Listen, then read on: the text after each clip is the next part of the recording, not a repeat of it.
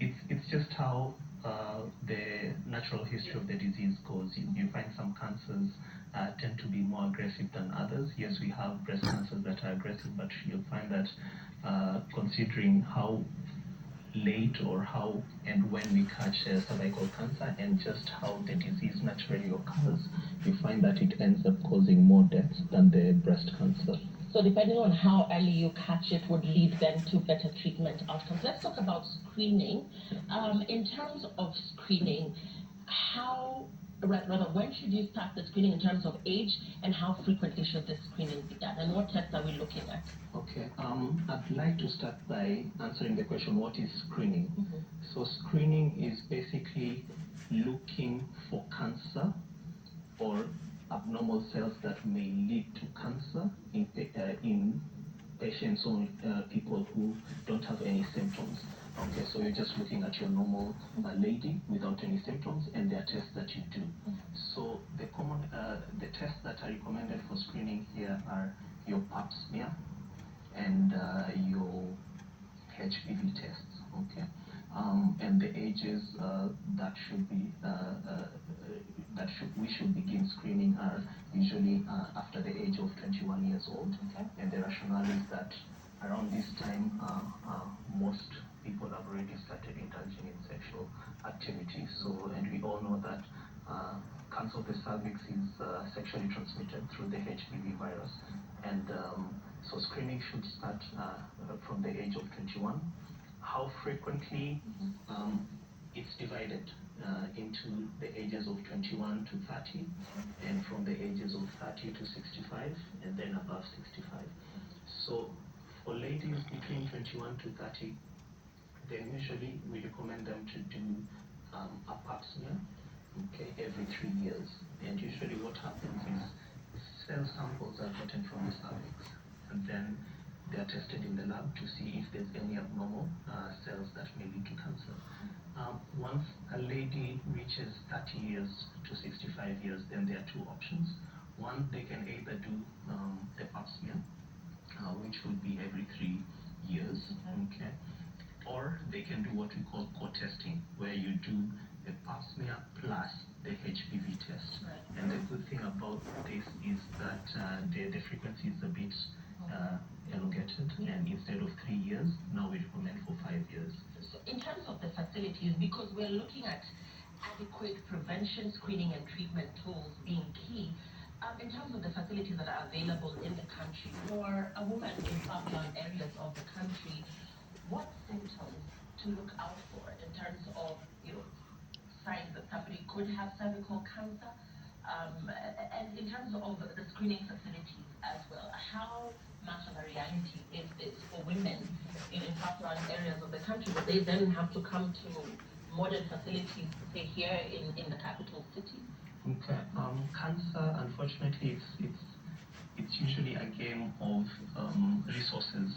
Okay, and you find that most of the resources, of course, are in Nairobi, basically. And cancer also, especially cervical cancer, is more of a socioeconomic problem. So you'll find that patients in far-flung areas usually don't have resources. So you'll find even their main objective is to get something to eat, okay, as opposed to seeking for health services, okay. But yes, the government, I think, usually tries to spread out these screening facilities, and I'm sure that they are spread in the country, but it's mostly in the bigger cities and the bigger. So warning signs, what to look out for? Early cancer of the cervix, just like most cancers usually, are without symptoms. Okay, that's why screening is very important. Okay, so by the time you start getting symptoms, already this is not early, it's either locally advanced or already advanced. But the commonest signs and symptoms are usually vaginal bleeding. Okay, you can have vaginal discharge, you can have pain during sexual intercourse, you can have pain during passing urine, you can have hard stool, okay, and depending on how extensive or how advanced it is, if it has spread to other parts of the body, then the signs usually and symptoms depend on which part it has spread. Like if it spreads to the lungs, you have difficulty breathing, chest pain and all that.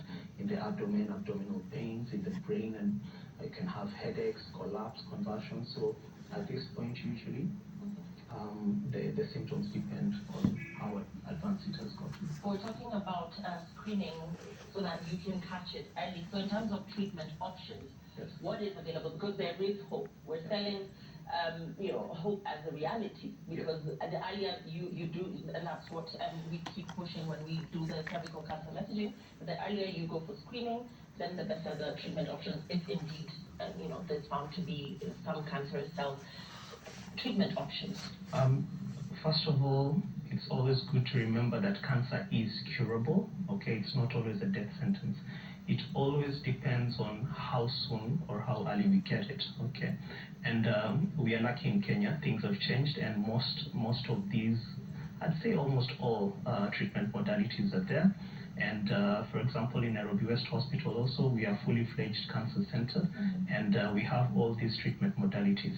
So treatment of cervical cancer usually is divided whether it is early disease, locally advanced disease, or advanced disease. So when you catch it early, you'll find that in this case, surgery is the go-to option, because you want to surgically remove mainly the cervix and the uterus, and sometimes depending on which type of cancer of the cervix, we also remove the ovaries. And once this is removed, it's taken to the lab so that it can be investigated under the microscope to see if we need to add any more treatment. And here we are talking about radiotherapy, or radiotherapy plus chemotherapy. When the cancer is locally advanced, meaning it has started going into the nearby neighboring structures, then this is a stage where surgery doesn't help, doesn't work. And in this case, usually we combine chemotherapy and radiotherapy, and we give the treatment over around 5.5 weeks of treatment. And usually, most of the time, we are able to cure patients with radiotherapy combined with chemotherapy. Now, when it goes to advanced disease, this is what we call metastatic disease. You'll find that, unfortunately, this is a stage that usually is not curable, and surgery, of course, doesn't apply in this case. And most of the time, you find we recommend what we call systemic therapy that goes into your body system and fights the cancer cells wherever they are in the body. And this usually includes your chemotherapy, which can be combined with your target therapy, and nowadays we have even immunotherapy. So at this point, usually you find the main aim of treatment is to control the disease, okay, improve the symptoms, improve quality of life, and prolong life for as long as possible. There are some cases where you have a patient with advanced disease who, yes, would need systemic therapy, but have some symptoms that need urgent control. Let's say like intractable pain, uncontrollable bleeding. So these are cases where we will also recommend radiotherapy so that we get rapid control as they continue with the rest of the systemic therapy. So as we close, Dr. for our viewers at home, maybe somebody has just been diagnosed with cervical cancer and looks at this as perhaps a death sentence, in as much as doctors have told them that it's early enough. Have you interacted, or have you been in contact with persons in your profession where there's been success stories, people that have totally recovered and have lived normal and healthy lives after undergoing treatment once the cancer is caught early? No, definitely. Of course, in our clinic at Nairobi West Hospital, we have both sides of the coins. We have success stories, and of course we have a few who are not so successful. But majority of our patients, yes, we have successful stories, people who have good testimonies of what we've done to them. And basically they are always a blessing to remember that this is a war that we can fight, and this is a war that we can win. Right. Many thanks. We've been talking to Dr. Solomon Mutua. He's an oncologist at the Nairobi West Hospital. Remember, the key fact out of all of this is to go for regular screening, as early treatment leads to better outcomes. And in other news, the International Court of Justice has ordered Israel to take action to prevent acts of genocide in its war against Hamas militants in the Gaza Strip. The court, however, stopped short of calling for an immediate ceasefire. The court said Israel must ensure its forces did not commit genocide and take measures to improve the humanitarian situation for Palestinian civilians in the enclave. The court said it was gravely concerned about the fate of the hostages in Gaza and called on Hamas and other armed groups to release them immediately without conditions. The court ordered Israel to report back to it in a month on what steps it was taking to ensure compliance. The court did not rule on the core of the case brought by South Africa, whether genocide has occurred in Gaza, but it recognized the right of Palestinians in Gaza to be protected from acts of genocide. South Africa argued that Israel's aerial and ground offensive was aimed at causing the destruction of the population of Gaza.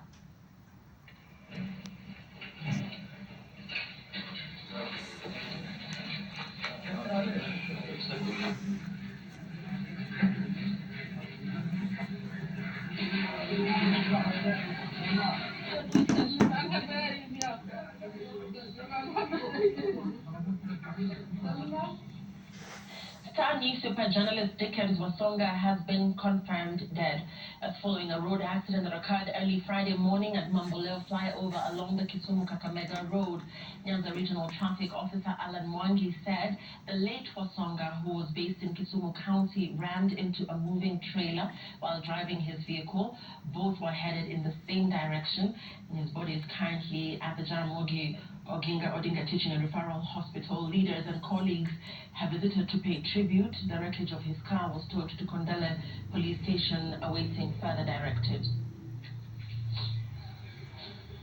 Education. Hasa wale ambao wanateseka na magonjwa kama hypertension, blood pressure, magonjwa ambayo unapata yanaumiza sana wale wazee. Kuna kitu inaitwa Mzima Program.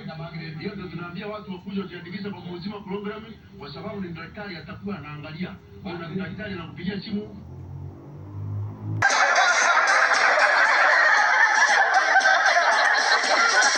Michael Jordan, Al Capone, Woody Woodpecker, Fred Flintstone. Hey, come on, Vogue with me, baby. Good, Jeffrey. We're voguing. And what is the precise nature of this nervous disorder? It's for people that want to look cool but ain't really got no rhythm. You should be pretty good at it. Now, come on, strike the pose. Unhand me, you ruffian. Will, please. Don't you have anything better to do than to annoy Jeffrey? Well, yeah, but Carl ain't home yet. You look so good, I wish I could plant you and grow a whole field of y'all. Yo, baby, Fresh Prince in full effect. It's time to get the bit. You can't hang, can you, baby? There's nothing that moves me more than hearing a poem recited in a deep, sensual, masculine voice. I got a poem.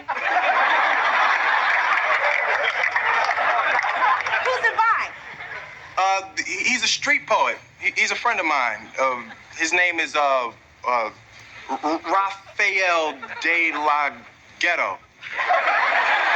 Tick Tock Clock by Rafael de la Ghetto.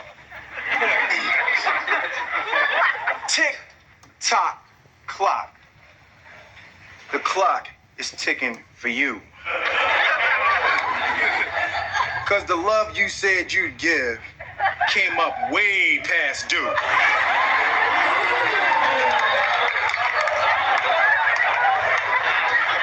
So dance to the clock rock. Stay on the floor. Cause when it ticks, turn the tocks, I'll be knocking at your door. What's wrong with you? Yo, man, peep out that babe G is with. You mean Wonder Woman? Yo, man, check this out. I got the worst luck in the world. Now, you know, all the babes I mess with in Bel Air been whack, right? Follow you so far? Yo, I go to hook G up with an old British nanny. Turns out to be her. William, can we get one thing straight? When you are with me, I don't want you to be looking at other women. What other women? Please. I saw you looking at that waitress, so you can just put those old googly eyes back in your head, all right? Hello? I said all right. All right. Gia. I'd like the swordfish and a salad, no dressing. And what about you, Will? I'll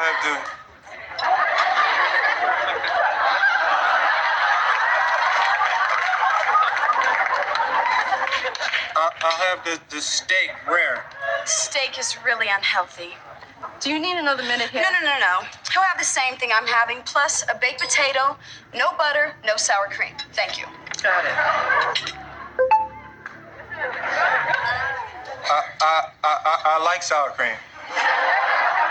You used to. But from now on, you need to watch that cholesterol. I'm not having my husband dying of a heart attack at 40 and leaving me to raise 6 kids by myself.